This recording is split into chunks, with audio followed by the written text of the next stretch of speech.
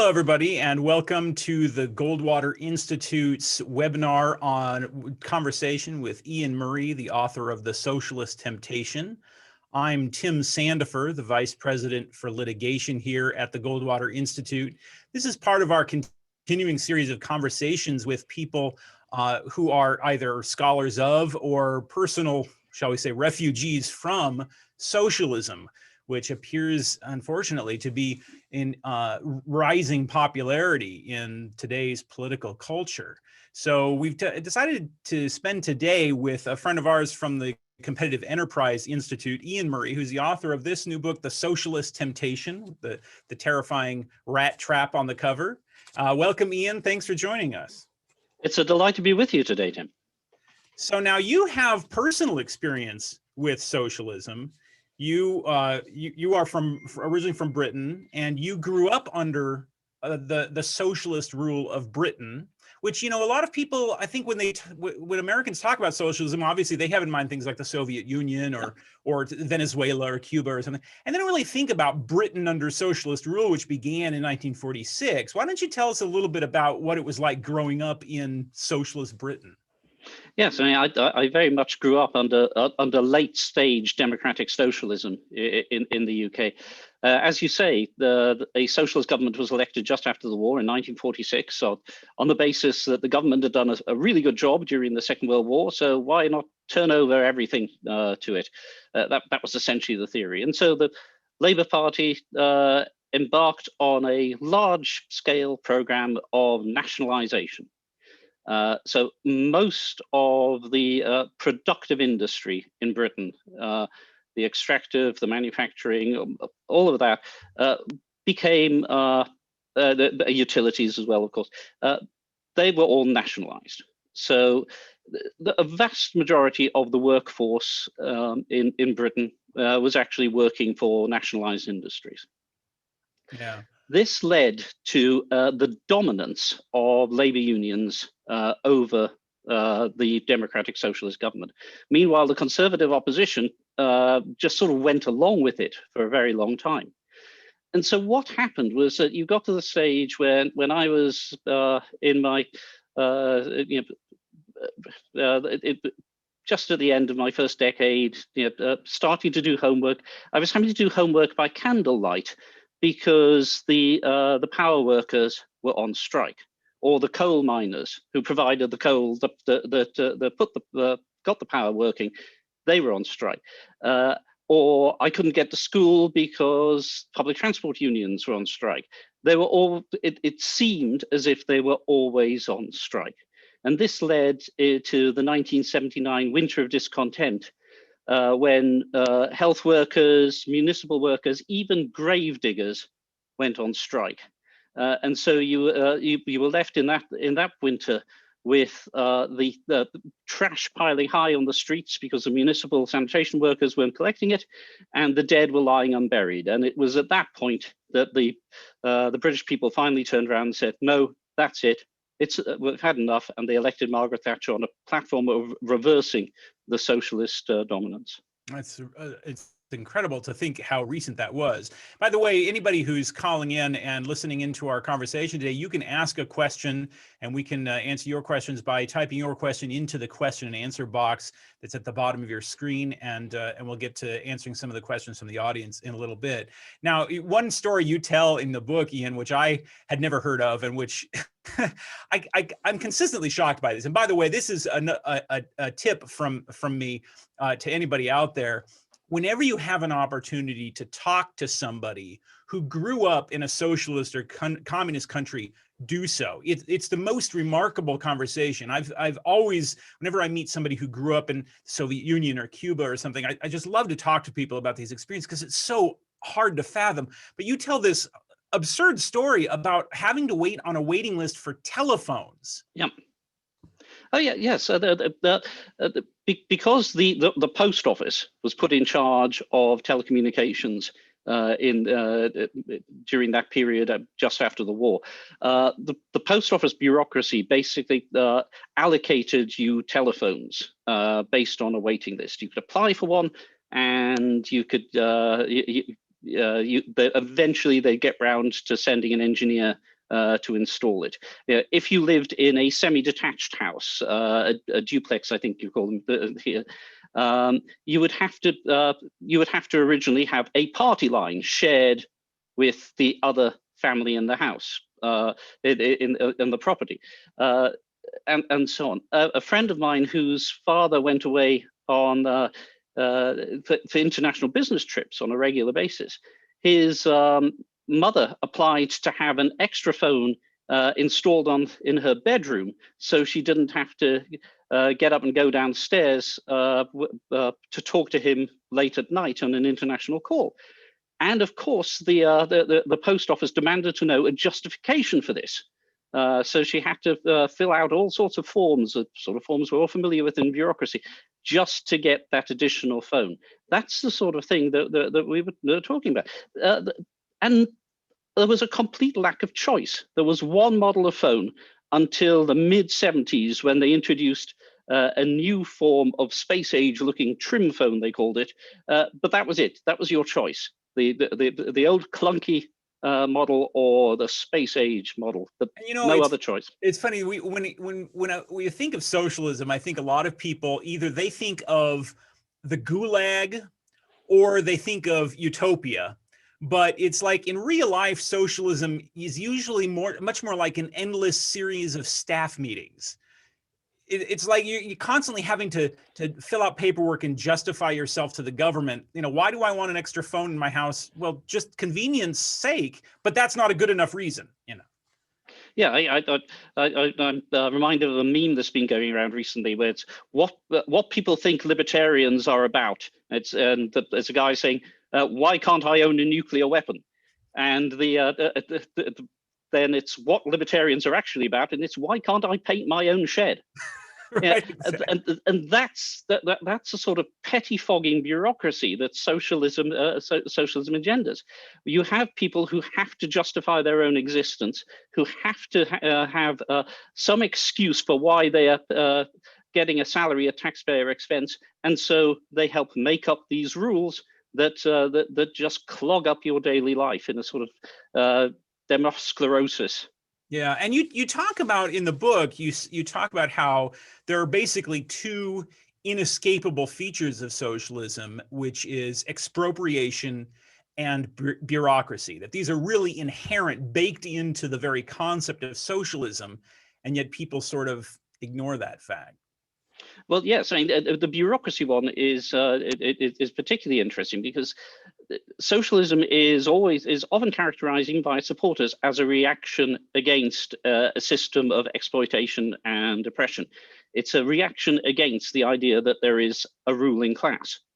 Yet socialism, anywhere and everywhere it has been tried, creates a new ruling class. It's that ruling class, the commissars, the apparatchiks, the bureaucrats, whatever you want to call them.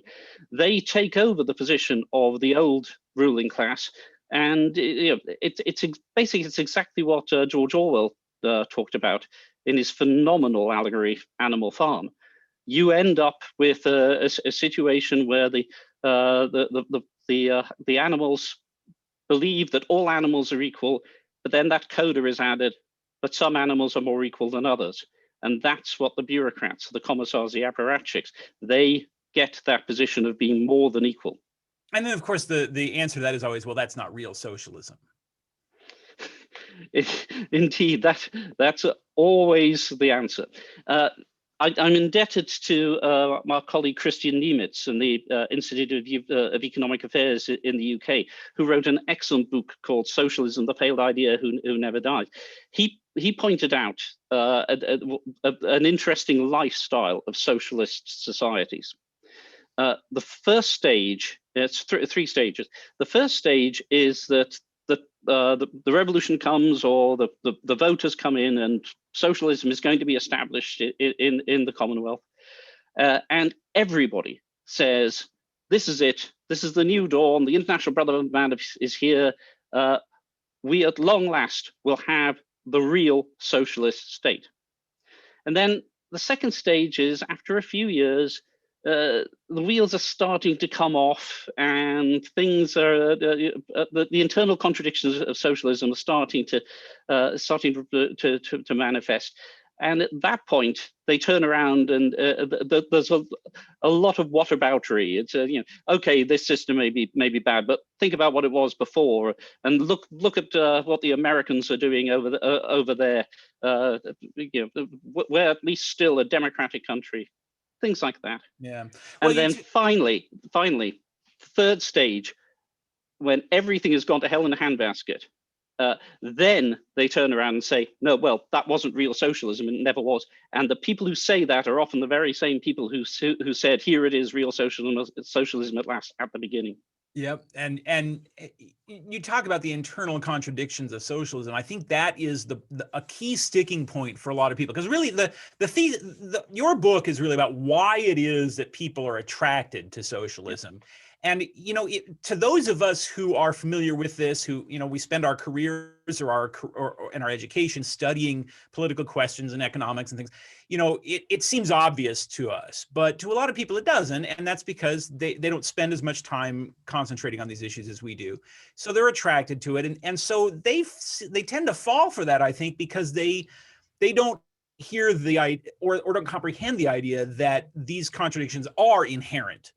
So let's talk a little bit about the inherentness of these failures, that these are inescapable flaws with socialist theories. You mentioned a couple times one of the great thinkers of free market thinking, who is Ludwig von Mises, who in the 1920s published some very interesting and important analyses of socialism. Why don't you talk a little bit about what it was that Mises said about socialism? Well, one of the central ideas of the classic form of socialism is that the socialist economy can be centrally planned. The idea is that rather than leaving it up to this chaotic system of markets where nobody knows what anybody else is doing, and that there seems to be an awful lot of waste and exploitation by the capitalists, we can get around that by having very clever people actually engage in planning of the economy. And this happens in all socialist economies to a greater degree or lesser. The British example that we talked about earlier, for instance, they never really got into the planning of foodstuffs or agriculture or anything like that. There's a little bit of it, but no mass nationalization. But to some degree or less, there is always this degree of central planning. And what Mises and his colleagues showed, a great Mises paper called Economic Calculation in the Soviet Commonwealth, is that you just can't make it add up. That there is no way that these intelligent, they can be the best people the nation produces. They can be the cleverest people. But even these cleverest people can't actually work out exactly where there is going to be a need for whatever thing it is at a certain time, and get the production so that it meets that. Now you'll notice that that's actually something that chaotic experience of markets actually does all the time. There are far fewer shortages of stuff in a market system than there are in a socialist system. And that's because markets do a much better job at aggregating the knowledge. And this is where Friedrich Hayek's great contribution came in his paper, The Use of Knowledge in Society, which is that those central planners just can never have all the knowledge that they need to perform the task that the people have allocated to them. Markets, however, can do that. They can aggregate knowledge in a way that the planners never can, and that's a lesson that was learned the hard way over the history of socialism, and I'm afraid it's a lesson that we learned but may well be forgetting. Yeah, yeah. You mentioned the British planning. I wrote a book a while back about a man who was a scientist in Britain and was the head of the research department at the British National Coal Board in the 1960s. My name is Jacob Bernofsky, and his job, one of the things that his job required was for him to predict the use of coal in the future, because they had to plan how to produce it for consumers. And he produced these very careful analyses. He was a professional mathematician. I mean, he was a deeply intelligent man. And he produced these predictions that were completely wrong. I mean, off by factors of 2 or 3, because he of course, nobody can predict the future. You can't predict next week, let alone, 10 or 15 years from now. And a socialist economy requires, the whole point of it is that kind of allegedly scientific planning. And of course, then he fled to the United States in the mid 60s as part of what you, in the book, you talk about this, about the brain drain that occurred in Britain. Oh yes, absolutely. But it got to the stage where the Harold Wilson's Labour government, in an effort to pay for all the pay rises that were being demanded by the labour unions that I was talking about earlier, they introduced the super tax, and that led to essentially a tax rate of 96% or above for high earners. And so the Beatles, who included John Lennon, one of the archetypal socialists, wrote a song called Taxman, which includes the line, 19 for you, just 1 for me. Because for every extra pound that the Beatles were earning from selling a record, they were giving 95 pence of it to Harold Wilson and the Taxman. So, and is that what brought you to the United States, to escape the Taxman? No, it was the love of a good woman that brought me to the United States. Well, that's a great answer. Well, and you put this in your book. You say socialist countries cannot abide emigration. That eventually the talented and the knowledgeable who deserve to be paid better for their work say, well, why am I staying here and having 19 out of every $20 taken by the government? Why don't I move somewhere else? And of course, that's when the Iron Curtain comes down in a lot of these countries. I mean, if they don't, then they find some compensation or they just go bankrupt. But in Germany, for instance, they built the wall. There was actually a term for people who leave East Germany for the West. It was considered a form of theft because you belonged to the state and your talents belonged to the state. So for you to leave was called the Republikflucht. I don't speak German, so I'm messing up the pronunciation, but it means to flee the country, to flee the republic was considered a form of crime. And I'll never forget in 1989, when the wall came down and people were told they could leave, and in the Baltic countries and in places where throughout Europe, they were told, well, you can go, but you'll have to give up all of your property. The state will seize your house. And the people hung their house keys on the trees and hung them around the necks of statues of Lenin in order to get away.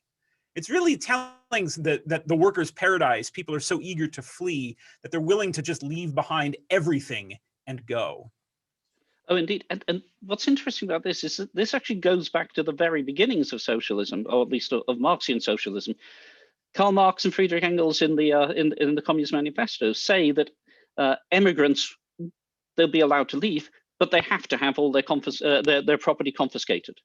It's right there at the beginning. There's a recognition that this is likely to happen. Now, we talk about socialism, and I think a lot of people, you and I, with memories of the Cold War, we know what socialism means, but unfortunately, we now are on something like the second generation of people who grew up with no familiarity with the Soviet Union or the Berlin Wall or anything like that. And so when they think of socialism, of course, they think of IKEA, they think of Scandinavian countries. And they think of this socialism with a human face, right? Yes, I think that one of the things I try to point out very early in the Socialist Temptation is that a lot of socialists, self-described socialists these days, seem to be very unsure as to what they mean by socialism. and that at times it sounds like they want to recreate East Germany, and at other times it sounds like they just want America to be a little bit more like Sweden. The Sweden thing is very interesting, of course, because the Swedes, just like Britain, actually did go down that road of democratic socialism, and did have much of the country nationalized. But then starting in the 1970s, about the same time as Britain, really, they rejected that, and they elected a series of reforming governments that got rid of most of the actual socialist and central planning features of their state, but left them with a very large and expansive welfare state. Sweden today is in many ways a lot more free market than the United States. School choice, for instance, was introduced with the full support of the teachers' unions in Sweden. Maybe it is a utopia. But because they have this very large and expansive welfare state, they have very strict labor regulations, and you have a very high income tax. It gets to high levels, starting at about the equivalent of $60,000. And because they have this very large and expansive welfare state, Swedish the Swedish public policy is actually quite hostile to immigrants, because they see them as coming for the welfare state. So you're left with the creation of things like the ghettos in Malmö in Sweden, and some similar circumstances that. Probably the American socialist, doesn't want school choice. They also don't want those immigrant ghettos. So if you ask an American socialist if they really want these features of what Sweden has produced, they'll probably say no. So again, there's a problem here that American socialists don't seem to know what they mean when they talk about socialism. Yeah. This is just a reminder, if you're listening to our conversation about the Socialist Temptation with Iain Murray, you can ask us a question by typing in your question to the question and answer box at the bottom of your screen, and we'll get to it.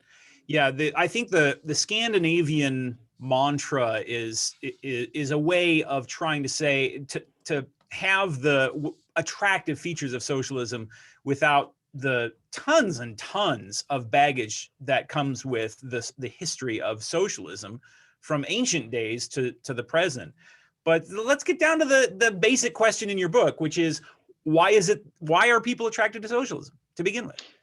Well, my answer to that is that that socialism actually speaks a very good game of appealing to three basic American values, and those values are fairness. Most Americans believe that a society should be fair, and socialism talks a lot about fairness, and the whole question of equality and inequality, and these days equity, all speak to that value. And the second is freedom. Now, a lot of people will say, well, what does socialism have to say about freedom? Socialism has a lot to say about freedom, at least rhetorically. Workers of the world unite, you have nothing to lose with your chains. This theme that it's only with a socialist society can you be truly free is one that goes back to the beginnings of socialism.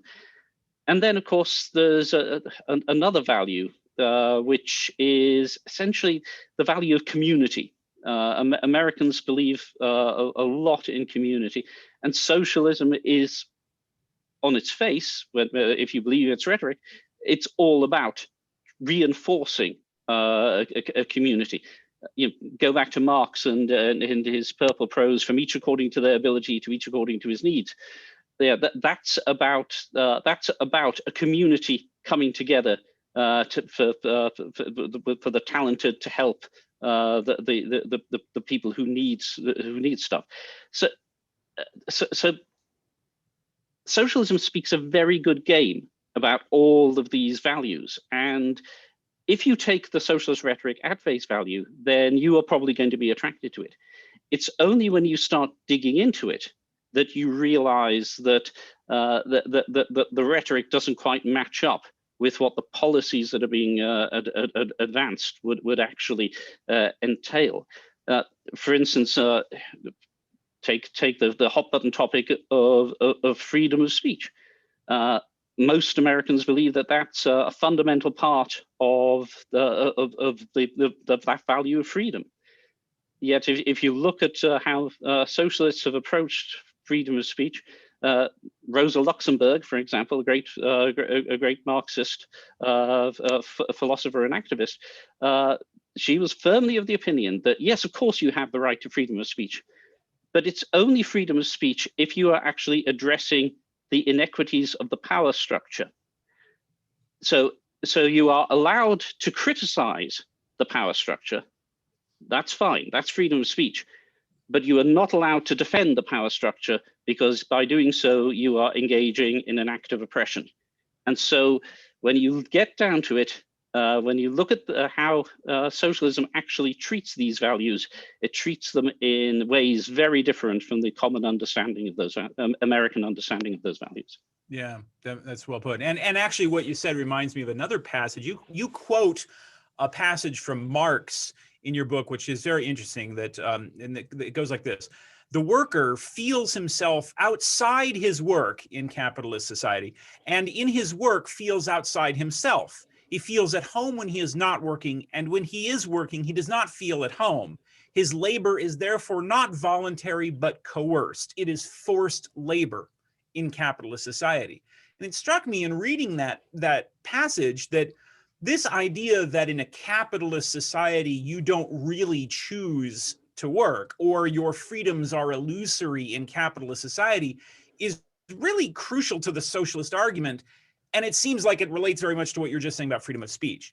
That if you're saying, well, yes, I'm a socialist and I believe in freedom of speech, but what I mean is true freedom of speech. And what you mean by that then, of course, is speech that toes the Socialist Party line. It makes perfect sense, because in a capitalist society, you aren't really speaking your mind. You're really being manipulated by spooky rich people behind the scenes.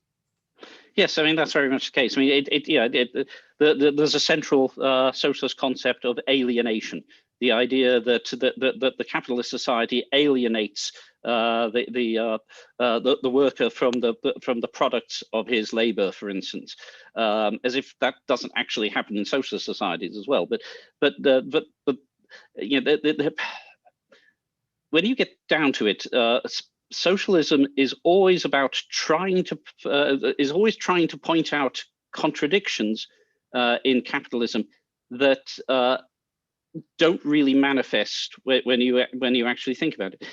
A good example, for instance, is just riffing off what you just said, the worker and being exploited by his employer. Now, you wrote a marvelous book called "The Right to Earn a Living," which I recommend to everyone. In an employment situation, we must remember that the employee is actually in a master-servant relationship with the employer.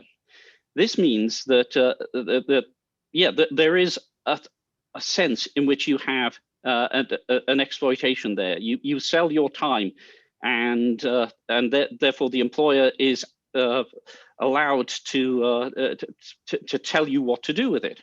That would seem like classic exploitation. But when you think about what the socialists really want, they want everybody to be in that relationship, except that you are the servant of the state rather than the servant of an employer. And so there's a degree to which this sort of alienation that they talk about is going to happen anyway, simply for the very nature of employment work. And if we really want to get away from that, then perhaps we need to get to a situation where you have complete freedom of contract to sell your labor on terms other than the employment contract. And what do socialists want to do? They want to destroy the gig economy and force everybody into employment. So there's a contradiction there that's just as inherent in socialism as it is theoretically in capitalism. Yeah, I was reading recently about the Keynesian theories and what was the debates about Keynesianism that were going on in the 1940s and the Great Depression era and things like that. And one of the objections, and a very valid objection to these theories that was going on at the time was, well, the idea is, well, we need to stimulate the economy. To stimulate the economy, we need to get people to stop saving so much. We need to get them to spend their money. And if they refuse to spend their money, then we should confiscate capital. And they actually use the word conscript. We need to conscript capital. And there was, I believe, France even adopted a piece of legislation called the Capital Conscription Bill. Well, of course, as awful as that is, the next logical step, if you're conscripting capital, is to conscript labor, is to conscript people into the service of the state. And you say that really the overarching theme of all socialism is the subordination of the individual to the collective.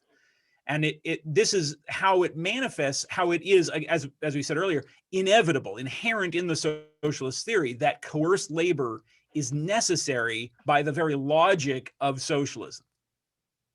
Yes, I mean that's very much the case, and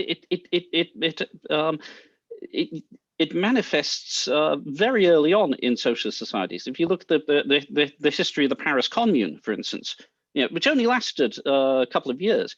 But the Paris Commune ended up with people being forced to dig holes to show that their labor was worthwhile, and then other people being forced to fill those holes in. Yeah, and I mean, most other social systems haven't got quite that bad, but it can happen very quickly. I feel bad laughing about stories like that because we know the horrific things that came in the wake of both in Paris and in Eastern Europe in the 20th century, and yet it's so totally absurd. It's hard sometimes not to laugh at how crazy it is. We had a question here about the appeal of socialism. How much of socialism's appeal do you think is sort of a byproduct of secularization in society, as people have gotten, as the phrase has it, they're more unchurched nowadays? Do you think socialism is sort of stepping in to fill a spiritual void in people's religious lives? This is a very interesting question. I actually have a chapter in the book called "Socialism and the Divine" that talks about this sort of love-hate relationship that socialism has with religion. If you look at what religion does, it provides a non-governmental source of a lot of solutions to society's problems. It fosters civil society organizations that provide you with a community-based answer to a problem that you may be having. As such, religion is in direct competition with government, in direct competition with the socialist state. So how do socialists actually approach this? They do one of two things. They either try to ban religion entirely, basically the line China took, which led to the Cultural Revolution, and far fewer deaths than the Great Leap Forward, but still massive numbers of deaths compared with anything else.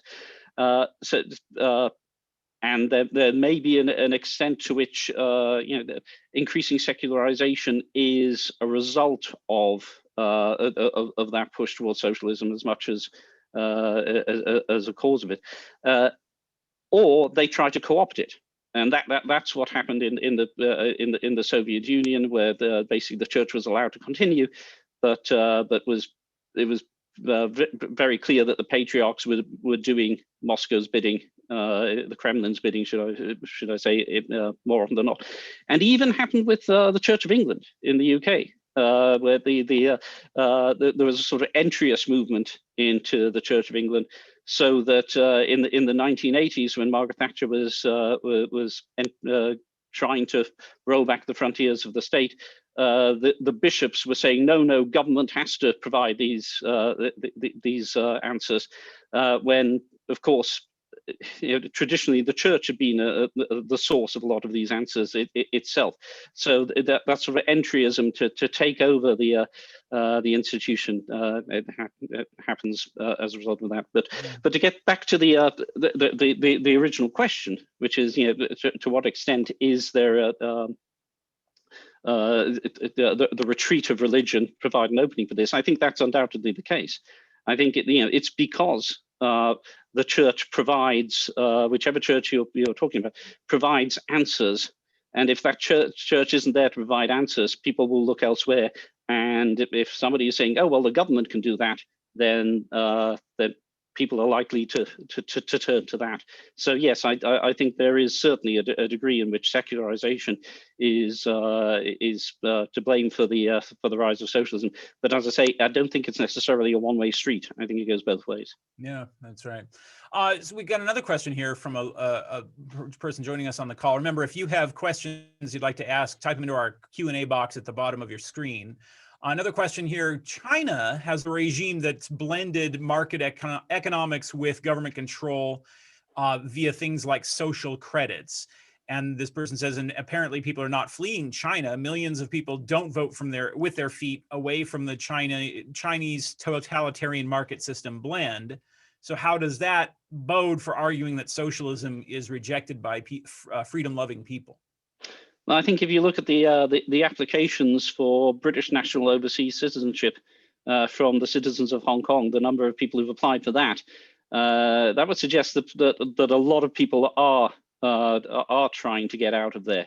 I believe that the British government is finding it hard to keep up with the pace of applications, and of course China is trying to stop them from applying for this. So at least in the case of Hong Kong, where people have known markets, in fact, I think at one stage not so long ago, the Cato Institute ranked Hong Kong as the freest country in the world, despite its lack of elections, simply because of the market freedom that people have there. So it's gone from that to becoming much more repressive, and people are trying to flee it. There is, of course, a degree of how do you get out of a country which is bordered the way China is, with frozen wastes in the north, mountains to the south, and deserts to the west. It's a little more difficult to get out of China simply because of its geography. There's a reason they called it the Middle Kingdom. But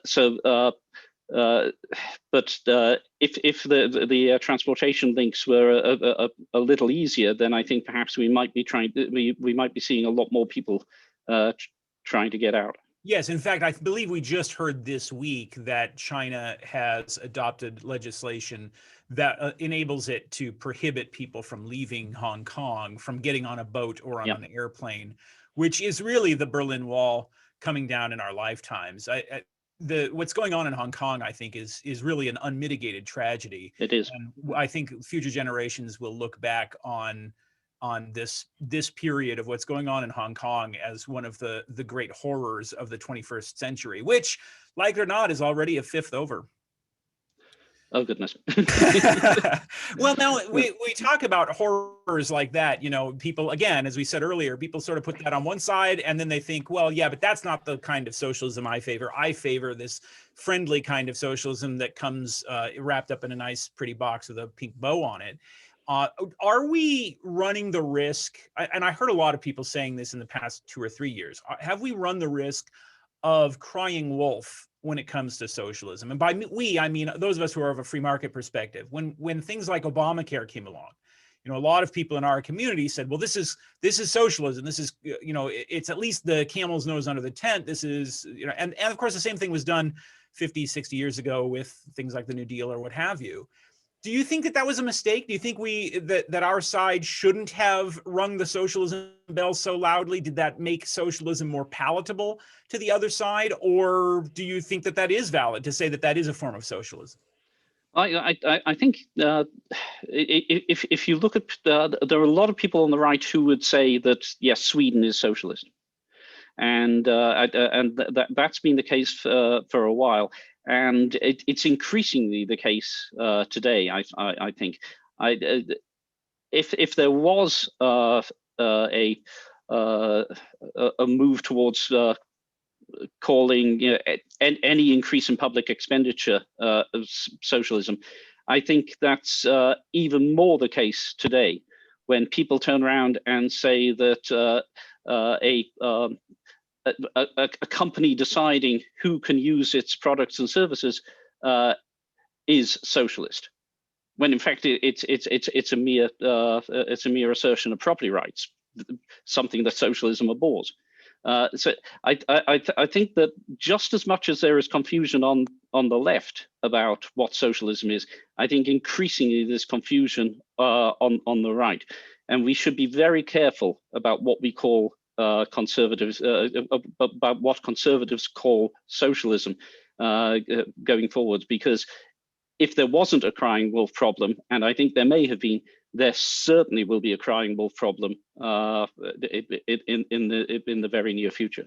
And this kind of this is dear to my heart. I mean, I think in that Barry Goldwater was something of a gadfly to his fellow conservatives, and he, I think, would have sympathized with some passages in your book, which I certainly enjoyed, saying that conservative opposition to socialism has failed terribly, at least in many respects. And you say, quote, conservative politicians have not defended free market principles and have stood by or even aided, as Elizabeth Warren and her ilk have passed law after law that delegates power to regulatory agencies and so forth. You even write about the rise of socialist thought among self-styled conservatives. Can you talk a little bit about that? Well, yes, I think we're seeing increasingly a move towards adopting socialist economic policies in the name of conservatism. There are groups out there who are calling for sectoral bargaining, sectoral collective bargaining in the economy, on the basis that this will direct more resources towards the American working class, the American middle class. This is an unfortunate case of us forgetting the lessons that we talked about earlier. We forget the lessons of Mises. We forget the lessons of Hayek. We forget the lessons of the stagnant economies of the 1970s, which used a lot of these policies. Yes, and often with the same basis. They're often with the same idea of keeping up the wages of the working class or middle class. They always fail, and it's one of the great things about conservatives is that they're supposed to remember the lessons of the past. So if you're forgetting what happened to the economies of countries that tried these policies in the 1960s and 70s, then you're not particularly good conservative, in my view. Yeah, it's quite startling to see certain prominent conservative voices, or conservative doesn't even seem the right term for these people, because that's just the whole point, is that they aren't actually conservatives despite what they might call themselves, and some of them are even abandoning that term. But we're seeing prominent people who would previously been termed conservatives arguing for even things like a workers' party, like replacing the Republican Party with a workers' party and so forth. It's a really kind of a haunting thing if you know the history of that terminology.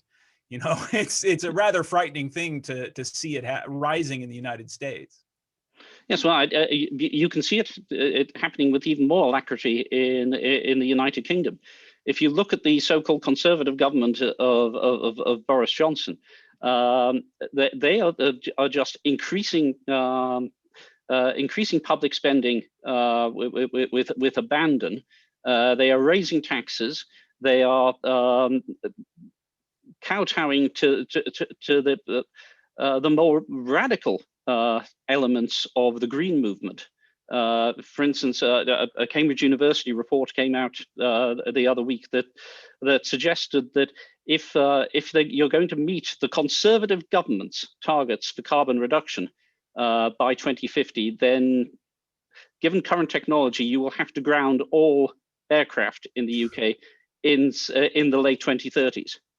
And then hopefully by 2050 they will have a new non-polluting technology. And that's a government that calls itself conservative, but it's doing so because it wants to appeal to the working man in the northeast of England, where I come from. They are probably going to win the Hartlepool by-election, which you would never think would go conservative in a million years. Probably going to win that because of this shift to the left on economic policy. They're cementing themselves with in a very good place electorally, but they're not exactly advancing conservative policy or principle. It's really remarkable. In the 90s, people were talking about on the left, we're talking about the same phenomenon happening to them, right? The liberalism was suddenly turning into this apparently pro-market sort of general, vague populist, but pro-free market, like welfare reform in the United States. And the same phenomenon was going on in Britain, where the left was seeming to go this third way. And now it seems like the shoe is definitely on the other foot. Now, we were talking a little bit about how the left tries to distance itself from the legacy of the Soviet Union and East Germany and so forth, and yet they still cling to, this is a question from one of our listeners, they still cling to this you might say rose-colored glasses perspective of places like Cuba and Venezuela. Why do you think that is? Yes, I mean, I think that's part of that sort of three-part prong, the three-part life cycle, should I say, that we talked about earlier. Venezuela and to an extent Cuba are still in that second category. They may be moving towards the third. I mean, Venezuela is toying with starvation, but it hasn't quite got there yet.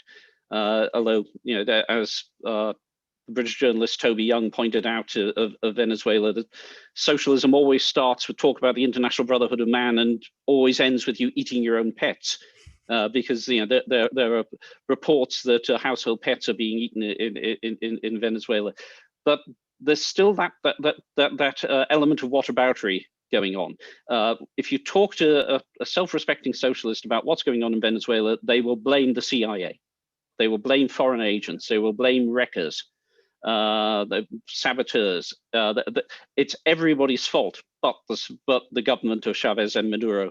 That's to blame. So as long as you let that whataboutery go, as long as the media lets that whataboutery go unchallenged, which it does generally, then people will still have this idea that Venezuela would be the perfect society were it not for all these terrible people that are trying to destroy it. That brings to mind, maybe I should put in a plug here for some friends of mine. We're doing this talk more or less on May Day intentionally, and us talking about the horrors of 20th century totalitarianism.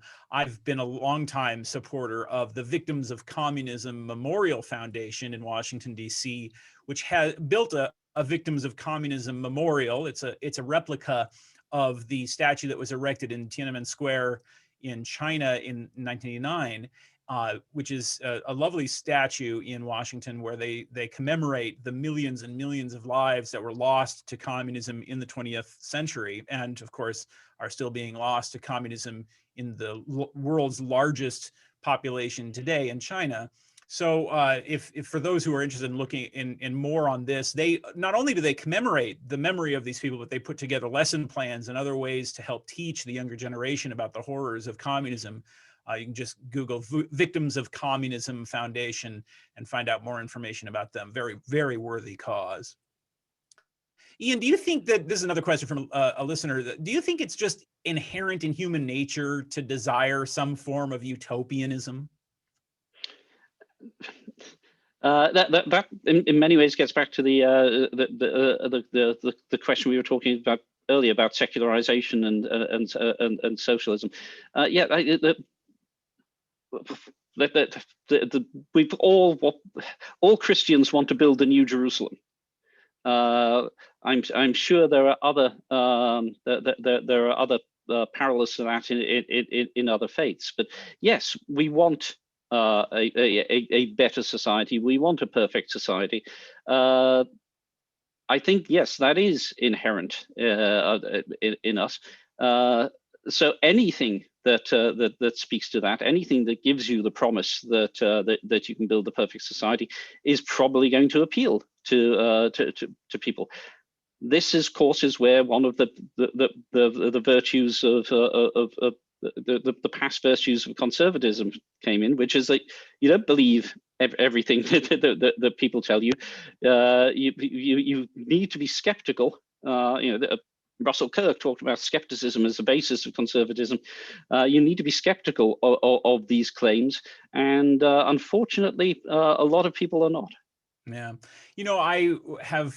I'm a big science fiction fan, particularly of Star Trek. And in looking at the literature of science fiction from a scholarly point of view, it's really interesting to see how science fiction as a literary form really took off really strongly after World War II. And there's a huge vein of anti-utopian literature there. When you look at and this includes episodes of Star Trek also, but if you look at the short stories and the novels that were being published by the great science fiction writers of that time, and of course Orwell is the most obvious example, 1984, right? This dystopian or anti-utopian strain of thought really came out of a generation that had witnessed the ultimate human efforts at utopianism in Moscow and in Berlin, and had seen what that led to, and tried to teach their children and grandchildren to be skeptical, as you say, and to reject this. Anytime somebody speaks of a utopian society, to look for what the downsides are, look what the costs are. And it seems like that has, well, I was about to say that's gone away, but that's not entirely true. We have another question actually from a listener that gets to this, which is, why is it that simultaneously we have a huge number of people saying things like disband the police can never be trusted. And in popular media, you see a lot of movies and television shows that are about vast government conspiracies and dystopianism and everything. And that's going on simultaneously with this movement for more and more control by the state. How is that possible? Well, this gets down to why socialists these days always call themselves democratic socialists. Yeah. There is a belief that somehow you can have democratic control over these terrible things, these terrible institutions that are causing so many problems. And if you only have that democratic control, then the world would be a much better place. So, but how does that democratic control actually manifest itself? We get back to what we talked about earlier. You can't possibly the people can't possibly oversee every action of the police. So what do? You have bureaucratic commissars that are put in place who are delegated the power of the people, and because they are delegated the power of the people, they have so much more power than a private version of these or a voluntary version of these would have. And what happens when you give somebody power? They accrue benefits to themselves and their family. All the insights of public choice theory reveal quite why it is that these positions tend to become corrupted, if not necessarily corrupt. So in the end, they might talk a good game about reforming the police, but it'll never really happen, because they need to work on a day-to-day basis with the people that they regulate, and so they grow closer to them than they are to the people. So even with the best will in the world, what happens is that these positions fail to reform the service, and in fact may contribute to it getting even worse. Yeah, you talk about public choice theory. This is, of course, the scholarly analysis of lobbying, why it is that government power falls into the hands of the politically skillful instead of those who are thought to be most morally deserving. the lesson, I think, that's really hard for people to grasp is that government is made up of people. They just don't really think of it that way. When you say, well, here's a problem, and the answer is, well, let's have the government do something about it. And the problem with that is that the government is made up of people who are just as mortal, just as fallible, just as stupid or corrupt or whatever as you or me or anybody else would be. And there's a great line in Thomas Jefferson's first inaugural address about this, where he says, it is sometimes said that we cannot be trusted with the government of ourselves. Have we then found kings, or angels rather? Have we found angels in the forms of kings to govern us? The people who run the government are going to be just as fallible as anybody else. And so this sort of magical thinking of, well, we'll put the government in charge of that, and then that problem will go away. Again, it's just magical thinking. Now, in the 5 minutes we got left, I have another question here from a listener that is really kind of the key to it all, which is the instrumentalist argument that something works better or doesn't work better. That doesn't seem to persuade a lot of people. Because they seem to be attracted to a more romantic aura or to an argument from principle. Do you think that is the key to resolving this problem? What do we do to more effectively, especially in a time when conservatives seem to be drawn to socialism, what do we do at this time to more effectively withhold or withstand this wave that seems to be coming forward? I think there are two things. One of which is critical, and the other which is positive. The first thing is that we have to heighten the contradictions of socialism. Marxists used to talk about this all the time. Heighten the contradictions of capitalism. If capitalism is about creating wealth for all, why are there so many poor people? A typical Marxist argument. So we need to heighten the contradictions. If socialism is supposed to be about democracy, why are there so many bureaucrats? Things like that. But that's not sufficient. We have to make the optimistic case, the values-based case for the free market system, for the capitalist system in opposition. Steve Horvitz of Ball State University, for instance, I think is very good on this. He talks about how capitalism is actually a system of cooperation, and that through that voluntary exchange mechanism, we all cooperate together to get the things that we want. And generally, when people aren't getting the things that they want, it's because we're not allowing that market system to operate, because of the rules that have been put in place by the democratic socialists or their ilk. So we need to make that positive case for the free market economy that meets those values, that talks about the values. Yes, we talk as free market economists, we talk about the values of value of freedom a lot, but we don't talk about the value of community, and we don't talk about the value of fairness nearly enough, often enough. But the free market system can provide for both those values, and if we can do that, then I think we'll do a lot better in advancing our arguments. Yeah, it's true that the free markets not only are a form of cooperation, but are a form of cooperation like nothing humanity has ever seen anywhere else, where you don't even realize you're cooperating. You don't even realize you're doing it. For me, and of course, the famous example of this is the essay I, Pencil by Leonard Read, where he shows that nobody in the world knows how to make a pencil. And yet pencils get made.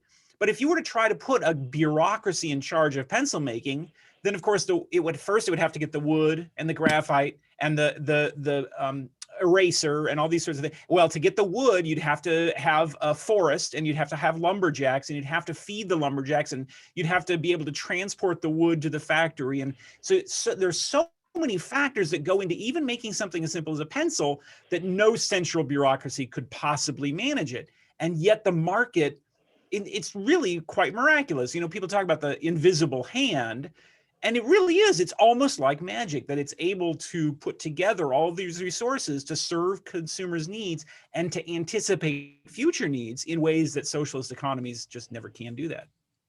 Well, that's exactly the case. And the kicker is that the market pencil costs a few pennies. The socialist pencil would probably cost $1 or more. Right, and wouldn't write. Well, thank you very much, Iain. It's been a real pleasure talking with you. The book is The Socialist Temptation. These all my notes, you can see The Socialist Temptation, and I really recommend it. It's from somebody who really knows what he's talking about, having experienced it firsthand in precisely the so-called democratic forms that are so romantically popular among a lot of crowds today. So I encourage you to check it out. And again, thank you for joining us, Iain. And thank you, everybody, for joining us in the conversation today. Please keep an eye on our website, goldwaterinstitute.org, or our blog, which is indefenseofliberty.blog. That's all one word, indefenseofliberty.blog. Keep an eye on the work that we're doing to advance freedom across the country, and for the upcoming events that we'll be doing online and in person, talking about socialism and many of the other pressing issues of the day. Thanks, Iain. It's been a pleasure. Thank you so much, Tim.